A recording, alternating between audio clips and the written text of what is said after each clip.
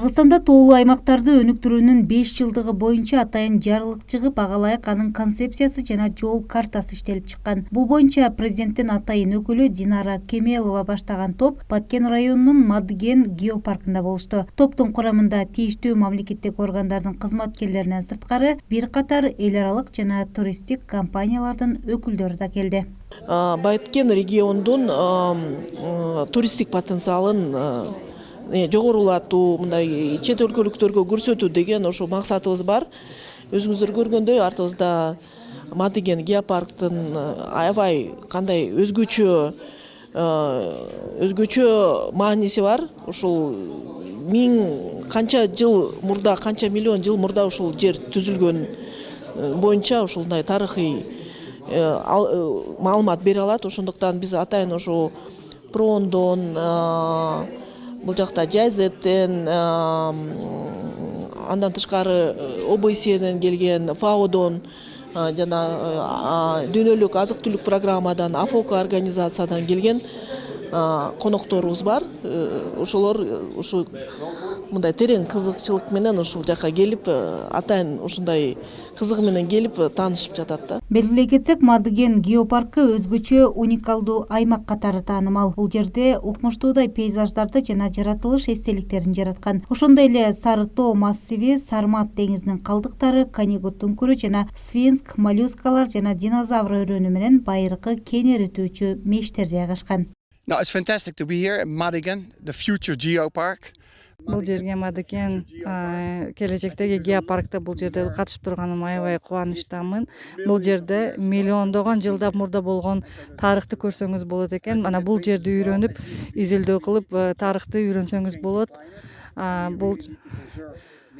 Бул жерде жашообузду жана табиатты сактап калуу үчүн ушул билимдер керектүү болот. Бул табиатты үйрөнүү, бул жашоодо жана чөйрөнү сактап калууга жардам берет. Мындай геопарктар аябай керек болот. Бул жаңы проект менен ийгиликтерди каалайм. Чоң рахмат. Relate the oblast of Batken with this beautiful project.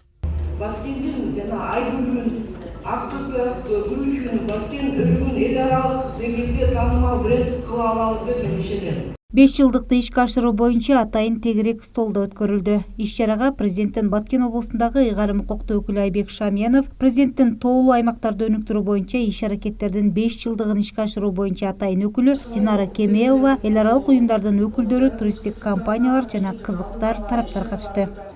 Впереди у нас много задач, и мы готовы к активной совместной работе с нашими партнерами, в частности, международными организациями по развитию горных регионов. Тегерек столдун жүрүшүндө тоолуу аймактарды туруктуу өнүктүрүү менен жол картаны ишке ашыруу, тоо калкынын жашоо сапатын жогорулатуу, тоо экосистемаларын коргоо жана эл аралык коомчулуктун көңүлүн тоолуу аймактардын көйгөйлөрүнө буруу маселелери талкууланды. Ошондой эле мамлекет менен эл аралык өнүктүштөрдүн кызматташтыгын талдоо жана бекемдөө жагы да айтылды. Иш-чаранын негизги максаты ошо Баткен облусундагы Баткен облусу ошо тоолуу региондордун катарына киргендигине байланыштуу Баткен облусуну ар тараптуу өнүктүрүү. Бул туристтик багытта, жашыл энергетиканы өнүктүрүү багытында,